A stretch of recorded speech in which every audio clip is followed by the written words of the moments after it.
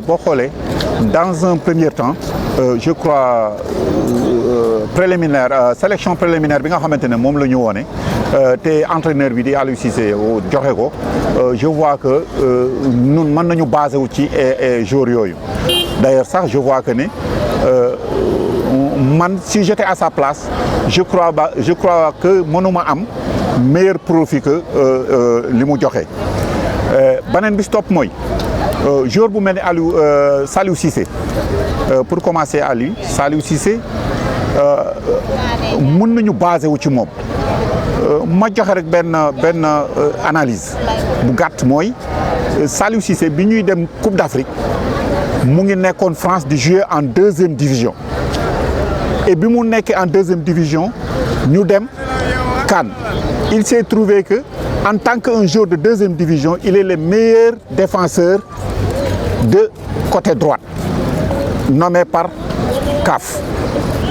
Or que lorsque bi muy dem foofu mu ngi fa fekk des joueurs yi nga xamante ne ils étaient titulaires sur des championnats yi nga xamante ne c'est plus élevé que championnat D1 en France et moom il jouait en deuxième division en France.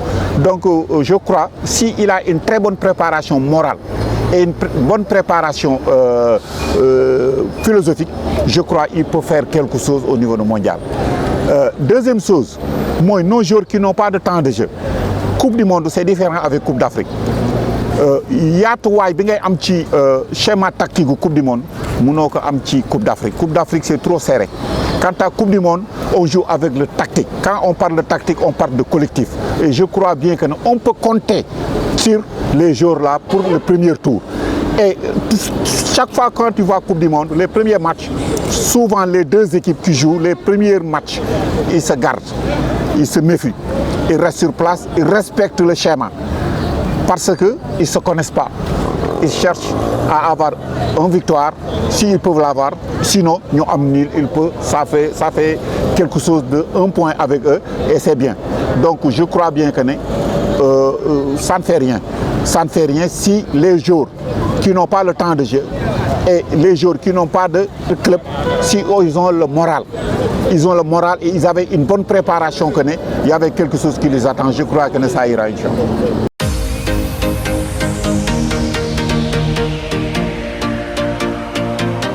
Je crois bien que l'équipe, stabilité, c'est tout simplement que c'est moral. Si l'entraîneur il a un très bon discours par rapport avec les joueurs, je crois bien qu'on s'en sort.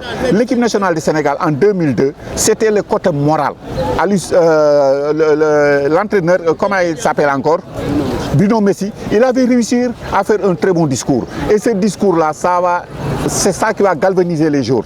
Et ce discours-là, je crois qu'Aliou Cissé, il l'a. Et il écoute les Sénégalais, je crois qu'il va le faire. Moi, je pense que ça ira bien.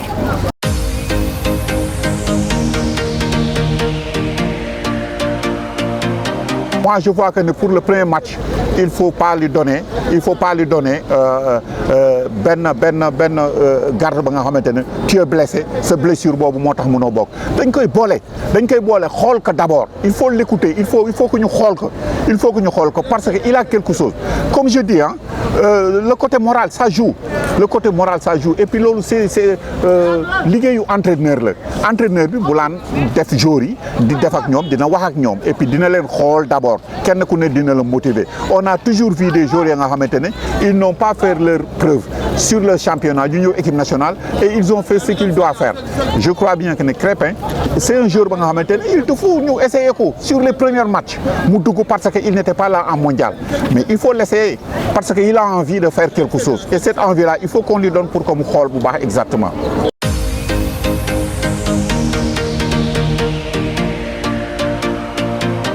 Ça, moi je vois qu'on a 3 gardiens de but au niveau mondial, au niveau Coupe d'Afrique passée.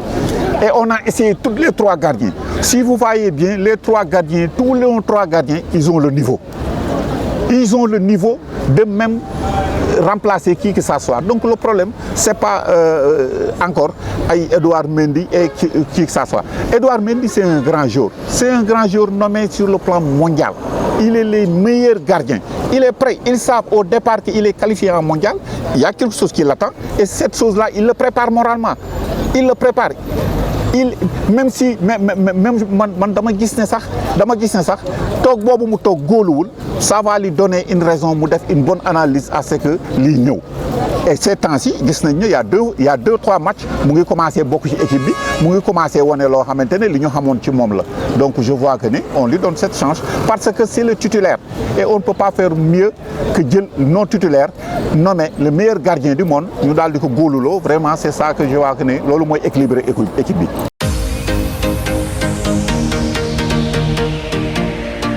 liste bi li ma ci gis mooy actuellement ni liste bi nga xamante ne moom la ñu joxee góol liste boobu man li ma ciy wax dama naan Aliou Cissé bu fekkonte ne man maa nekk place am man gis naa ne li mu def noonu man moom laa gis xaw ma sax ndax wóoruma sax ndax doon naa gis lu gën li mu gis parce que actuellement nii boo xoolee de tous les 3 lignes ñetti lignes yi am ci football zone de préparation zone d'accélération et zone de finition boo xoolee ñi mu tànn ñëpp jël les 4 milieux de terrain les 4 latéraux sur les côtés et l'axe central et les gardiens de but nga xool les milieux de terrain ñi mu jël par rapport ak ñi nga xamante ne moom la Sénégal am nga xool les attaquants ñi mu jël je vois que ne loolu mooy li nga xamante ne moom lañ doon xaar ci moom maintenant nag ce qui reste à faire mooy xale yi bu ñu demee nag ñu daal di wane li nga xamante ne moom la ñuy xaar ci ñoom yàlla jàppale ba li nga xamante ne moom la ñu namm tàmm ko ci ñoom ñu am ko mais problème bi mooy dans un premier temps il faut le discours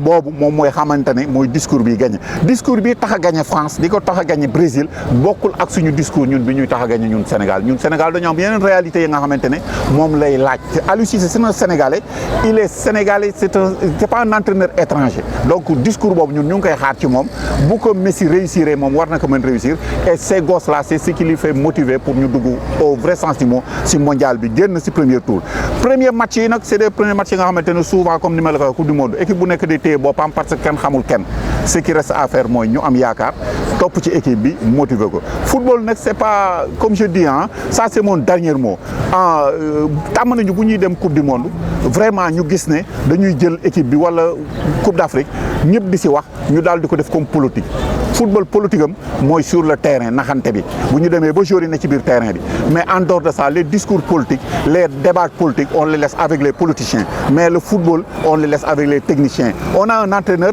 on a confiance à lui il nous a donné quelque chose et on a confiance à ce que mu indil ñu laneen ak xale yi nga xamante ne ñoom la àndal ñun ñëpp ku am foo xamante ne boo si amee loo si wax bu yeggee ci moom mu jariñ ko je crois c'est ce qu'on attend de tous les Sénégalais yàlla nañu yàlla may ndam li des nag li nga xamante ne mooy ci biir mondial bi dina am ay yeneen i waxtaan yoo xamante ne dinañ ko exercer ak nit ñi di def ay chroniques yi nga xamante ne pour nit ñi xam exactement fan la toll fan la équipe bi laaje mu yokku fan la équipe bi laaje mu wàññi par rapport à tout ça merci beaucoup